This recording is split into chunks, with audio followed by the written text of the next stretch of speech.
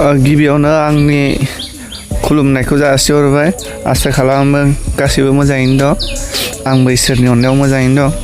आं गोबावनि उनाव मोनसे भिडिअ लाना फैलायबाय।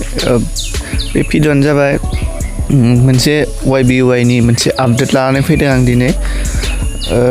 YBUI आ मोनसे गोदान आपडेट फोसावदों दे। थांनाय हराव बिस्थिबारखालि जोंनिया गासैनाबो लस जादों। बियो गावसोरनि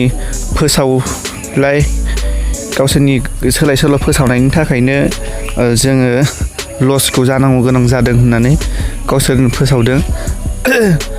बेनि लसखौ जों दिनै सुक्रुबारखालि 2 आगस्ट'आव जोङो दिनै मोनगोन। दिनै माने ट्रेडिं सिगनेला मोननै जागोन, खननै फैगोन। एकटायाव खनसे, ओमफ्राय आरो जोङो हरनि 8:30 खनसे। जोङो खननै जागोन।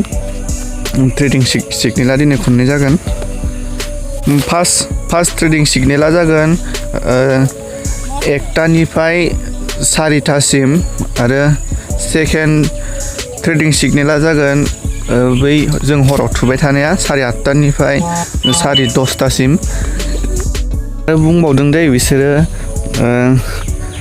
एबारनि बे देवबाराव जोङो लस जायोमोन।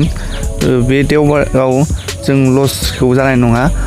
फैगौ सप्तायाव देवबाराव लस जानायनि सोलाय सोल'आ जानो हागौ होननानै बुंदों। जों नैबे देवबाराव जों लसखौ मोननाय नङा, बेखौ बिसोरो बुंदों। आरो जाय बिथांमोना दासिमबो YBUI आव हाबाखै, जाय बिथांफ्रा हाबनो गोसो, थाबैनो हाबनानै लाबानो जाबाय। साननैसो उनाव हयथ' नैबे खमनि रिसार्जनि सुबिदाखौ मोनाबो जानो हागौ। आरो जाय बिथांमोना गिदिर एमाउन्ट बाहायनो हाया एबा गिदिर रिसार्ज खालामनो हाया, नोंथांमोना STCR FKB बेफोराव हाबनानै ला। नोंथांमोना 500, 600, 1000 जोंनो बिदिनो फिसा इनकाम खालामनो हागोन। जाय YBUI आव हाबनो हाया, नोंथांमोना STCR FKB बेफोराव हाबना लाबानो जाबाय। आं लिंकखौ होनानै होगोन। नोंथांमोना बेनिफ्राय रेजिस्टार खालामनानै लाबानो जाबाय। आसा खालामो नोंथांमोना बे भिडिअनि गेजेरजों मोनसेबाबो आपडेट मोनबाय जानांगौ। आं भिडिअखौ बेखिनियावनो दोनथ'नोसै।